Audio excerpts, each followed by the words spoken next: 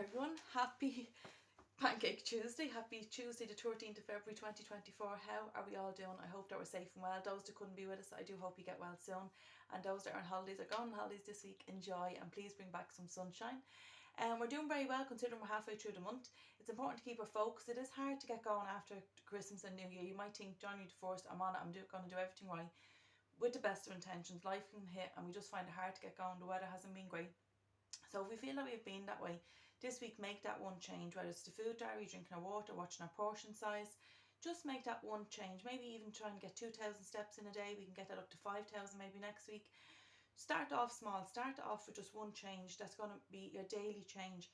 Then once we master that, we can move on to the next one. But we are doing fantastic. This week's talk is the third talk in the series of roughly about 7 talks dealing with anxiety. Really why we're talking about this is because obviously this is triggers anxiety, mental health.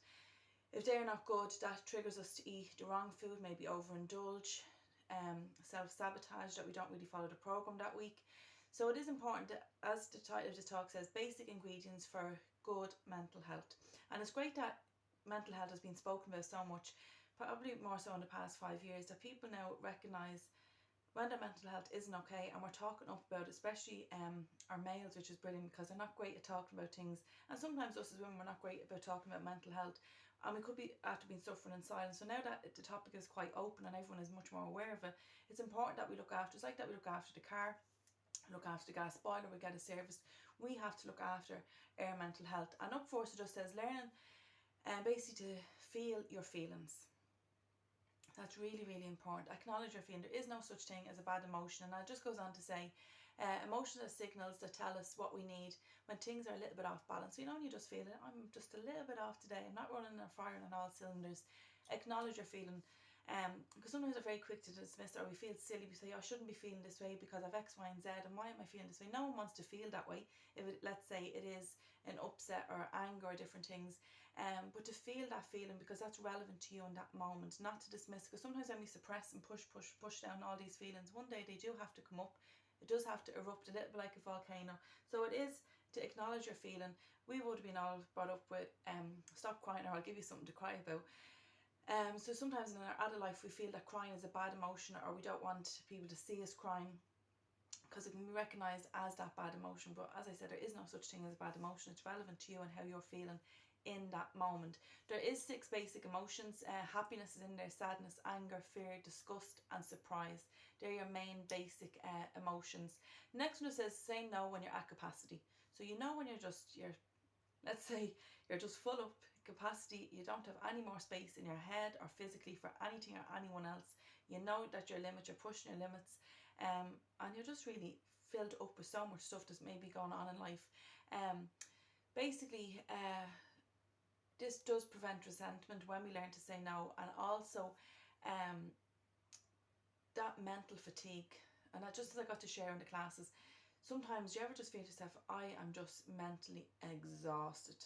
Okay, and it could be after maybe tossing and turning a night, it could be after having a argy-bargy with someone, it could be a day's work. Mentally you're just fatigued, you're exhausted. Physically you could go out and build a house, but just mentally you just need to rest. Learn to say no when you're just not able anymore, because sometimes we can go. You will suffer burnout and then you're no good to anybody, especially yourself. So it's like that with the cars or with the phones. If we keep using them, they are going to power off. So therefore what we have to do is charge them or fill them up with diesel or petrol or whatever that the case may be. So it is important that you plug yourself in and charge yourself and learn to say no, or else leave it with me. I'll come back to you on that. There are different ways of handling that without getting into the big Irish excuse, I can't do that because X, Y and Z. And then sometimes you feel guilty because we might see the person's reaction and say, oh, do you know what, go on, I will do it. And then later, like what we said there in the talk, that resentment and that mental fatigue, that mental drain. Next one is doing things that you enjoy. So we all have something that we enjoy doing. Basically these things make you feel rejuvenated and happy. Okay, so who doesn't want to feel that way 24/7, 7 days a week? But you have to take the bull by the horns and do things that you enjoy, that make you feel good. So it could be listening to music, it could be doing the garden, it could be washing the car, it could be cleaning out the wardrobe, it could be going for a walk along the wooden bridge, it could be listening to the sea, it could be going to the cinema, it could be sitting watching your favourite Netflix. Whatever that brings you joy, that gives you that switch off, that you just feel after, I feel recharged. So it's a bit like I got to share in the class.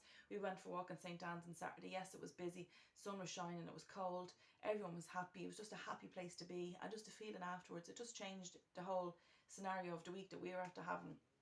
And next then, move your body. Okay, so that's really important. That's why I just said at the opening there, really to focus on the steps, ideally 10,000 steps a day. But to start off small, if we're not doing anything at the moment, 2,000 is very doable, or 2,500. Basically, moving makes the brain stronger. So that's really, really important. And it's the feel good factor. As I always say, the first step out for exercise, or maybe the drive to the gym or the exercise class that we're going to, that's probably the hardest part. But said no one ever after exercise, God, I'm raging, I'm after doing that. You're always much happier. It's always just the hardest part. But moving your body, summer's on the way, the brighter evenings. I'm sitting here doing the talk at 5 o'clock, and it's still bright. So how good is that? So we know that the brighter days are coming, let's say.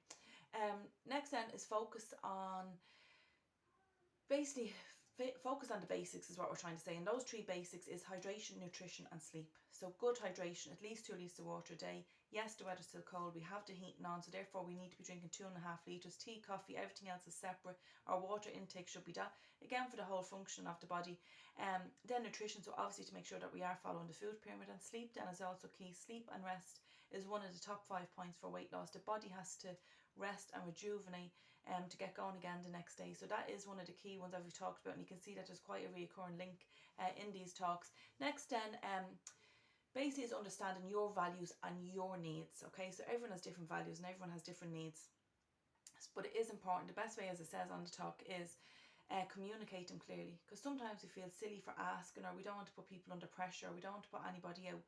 But does other people think that way about us? Are they very free to ask us of our time? So relationship works both ways. And one of our members, I always remember saying to me, my phone rings in as well as out. Now, she wasn't talking to me, thank God, because we have good communication. But it just, that penny really dropped at me, that sometimes we can be ringing or making a phone call to the text message, checking up on everyone else, but who's really checking up on us? So to know your values, know your needs, communicate them clearly with our partners, with family, with brothers, sisters, mothers, fathers, kids, grandkids, whoever, people in our work colleagues, neighbours, whatever it is. Obviously be careful who you ask for the listening ear.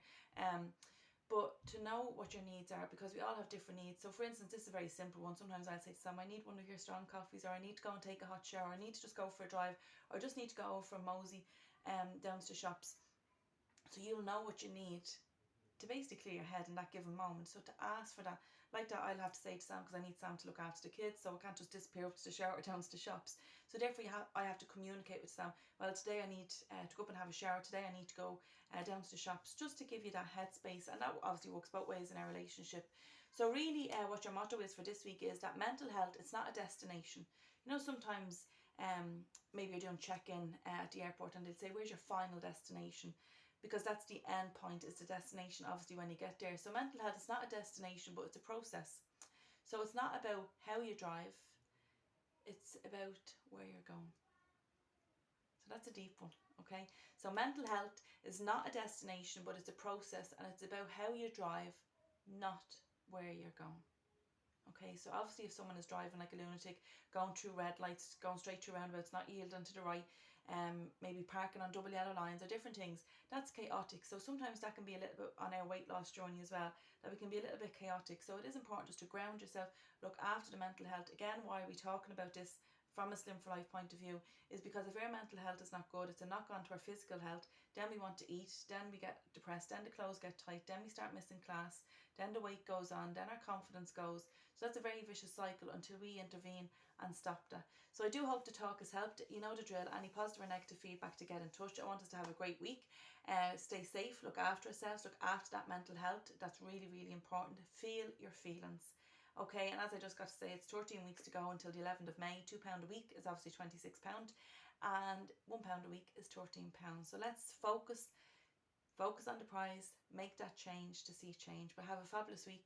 Everyone stay safe, as I said, and talk to you all soon. Big hugs and kisses.